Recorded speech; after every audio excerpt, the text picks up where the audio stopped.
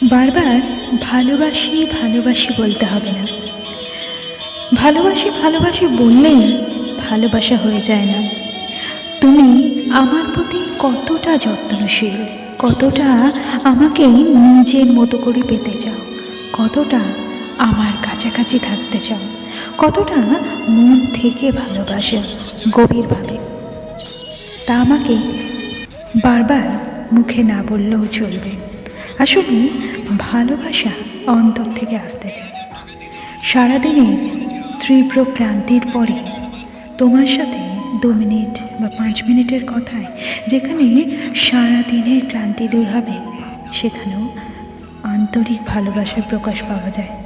সারাক্ষণ কল করে বলে কথা বললে সেটা ভালোবাসা হয়ে ওঠে না, কারণ সবাই গুছিয়ে যত্ন করে কথা বলতে পারে না, আর সবার কথায় ক্লান্তি দূর হয় না। আর যার কথায় এটা দূর হয় তেমন মানুষ পাওয়া খুব রেয়ার। আমি কখনো দামে গিফট নিয়ে খুশি হতে চাই না। আমি তোমার কাছে মানসিক শান্তি চাই, ভালোবাসা ভালো রাখাটা চাই।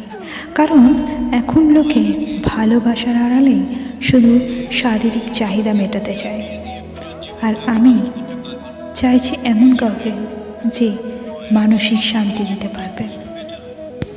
এটাই আসল ভালোবাসার লক্ষণ।